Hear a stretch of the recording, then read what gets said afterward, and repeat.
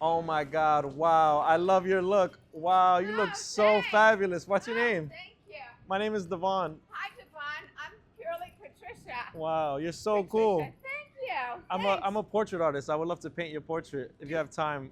I have time. I would love to have my Really? portrait. Are you Oh kidding my God, me? I would love to paint How this. flattering would that be? What's your name and what's one of your biggest dreams in life? Patricia, any dream that I've ever had was unplanned. An example of that would be when I climbed a 14,000-foot mountain. But you know, you have to face your fears and do things that, you know, will help you progress in your life. And so, hi everybody. Hi, everyone. How are you? And I made it to this top of this 14,000-foot mountain, and I looked at it and I said, this is a dream come true. Another dream that came true was I model, and I've been on the covers of magazines. I went on a photo shoot and I said hi to the photographer and the director, and I said, you know, I never see where my photos are going to be. Yeah. Where is this going to be? And she said, oh, she said, you're going to be on a billboard in Times Square. Wow, no And way. I said, Times Square, my knees like got weak. I mean, my former husband even saw me and wrote to me and said, is that you in Times Square? And I said, it was. So you can't always plan when your dreams are going to come true.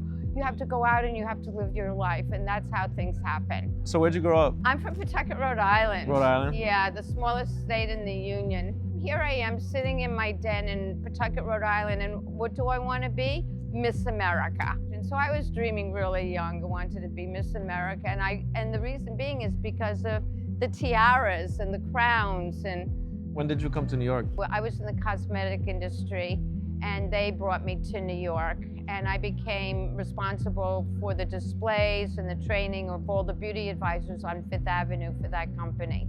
Wow, that's so cool. Do you still do cosmetics? I'm an interior designer now. That's how I earn my living. So cool. I love the lip shape. When did you start doing that? That I started doing in college. Yeah, it's like a cool signature. I love your whole style, by the way. Oh, thank you, Devon. So cool. Can you Thank tell me a bit about what you're wearing? Well, I'm an assemblage artist, so I'm the canvas, and my dressing room is the palette, and I pick and choose. This was an all-white lace layer on layer skirt, and I spray painted it. So underneath that, I made another one to pump it up a notch. Wow. And then my stockings, and I did my shoes also. Can you tell me about this headpiece? My headpiece is by Nene Kay. Yeah. She's from Georgia, not the state Georgia, the country Georgia, outside of Russia. And this is all hand crocheted. You know, I love her things. I wanted it a little edgy looking. I said, give me some spikes. Nice. So this is like feminine spikes. I love it. How long does it take you to get dressed? 10 minutes. Wow. No, it takes me a little longer if I have like a glitch, you know, or something like that. But usually I'm not looking in a mirror. I'm not really thinking about it. And I always look in the mirror before I go out into the world of New York City. I go, wow, Patricia, what were you thinking?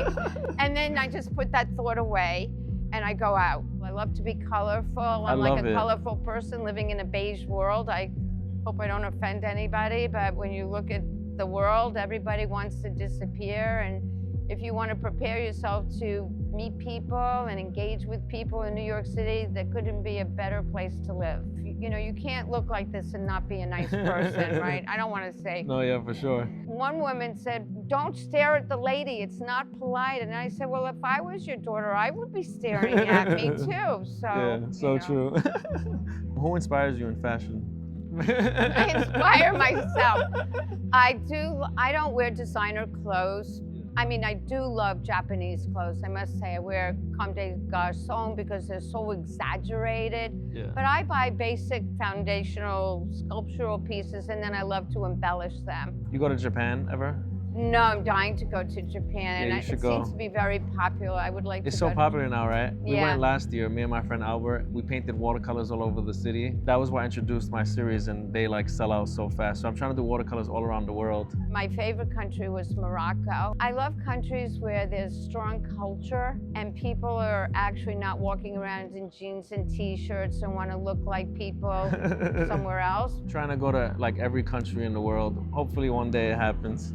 It's wonderful. There's so many interesting things in this world to see and to do, and experience. I love Thailand also. I thought Oh it yeah, was wonderful. we went there too. We went to Bangkok and Chiang Mai. Oh, I was in Chiang Mai too. What are some of your hobbies? Rock and ice climb is a really big hobby. I'm a big collector of antique vintage trims. I'm a passementier. But what I'm most known for are my headpieces at the Easter Promenade on Fifth Avenue at Easter time. I make elaborate headpieces and Wow. crowns, taking me back to my childhood when I loved wearing, wanting to be Miss America. I live on the Upper West Side of New York City. I take a pedicab down there. And so the pedicab drivers know me. My headpieces take 30 hours. They're made with vintage flowers. And so that's like a big hobby of mine. I love your passion, how passionate Yeah, you are. I'm not a half-assed person. I I have can a lot of tell. passion. I can tell.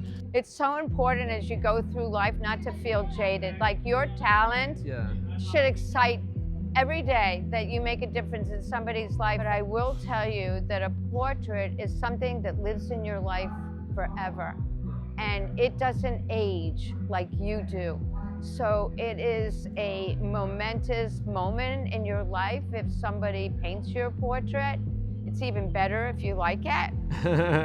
I hope you like this one. I do too. So thank you for finding me on the street. Oh yeah, of course. That's Thank so you. cool. Thank you, thank you. I'm Oh. dope. You're so dope. Who was one of the most influential people in your life? I loved my dad. My dad adored me from the moment I was born.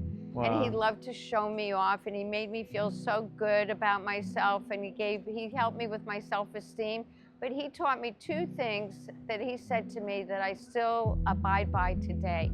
One, no matter who you meet, how important you think they are, whatever it is that they do, just remember one thing: they put their pants on one leg at a time like everybody else. And the other thing that he taught me that I also live by is that in life it's very important to always have plans and to create something to look forward to, like traveling Yeah. or having a party or a celebration. Every day that you get up, you're planning and looking forward to something, and that's how your life evolves, and you take those chances, and that is how your dreams come true. I'm inspired. What was your dad's name? Maurice, you won't believe this, but when he celebrated my birth, they didn't know whether you were a boy or a girl before you were born. Yeah. So he had cigars with a blue band, Yeah. and he had cigars with a pink band. So he was passing out the cigars with the pink band because I was a girl. I loved my dad. He was a great guy, so kind, and had great values that he shared with me and instilled in me. And I live by those today, when you have a good mentor like that. All right, if you could give your 18-year-old self advice, what would you tell young Patricia? Never diminish your being to be in the company of somebody else because they are uncomfortable with your greatness. That, to me, is the secret and most important thing in life. What message do you think the world needs to hear right now? That the world should embrace diversity and understand that everybody's blood color is the same color red. Nobody has the right to criticize you, find fault with you, or judge you. And if they do that, then they're making themselves smaller than you are. When people point at me, I think they're admiring me and appreciating who I am. Because otherwise, I certainly don't want to wear their khaki pants and white t-shirt, and sneakers. I look at people and they all look alike, and I'm wondering, what were they thinking? Did they talk to each other before they left the house? And they all look alike. It's Yeah. odd. I think that's weirder, isn't it? To all look alike than to look different. Yeah, I agree, of course. All right, Purely Patricia, thank you for sharing your life with me. This is my interpretation of your life. I love my mountains. This is like looking in the mirror, Oh, thank which you, I thank you. love. Thank I'm you, looking thank you. back at myself. Thank you. What I'm so happy you like it. Wonderful portrait. Thank you. so Thank you, of much. course. You inspired me. Thank you. Thank you, Patricia. Thank you. It's a wrap. I love my portrait. Wait, Thank you. look at this. I'm on his left and I'm on his right. Which one is the real one? Thank Thank you so much. Thank Great. you. I'm glad you like Oh my goodness, look at my lips. Nobody gets my lips right. it. Mwah. Keep smiling.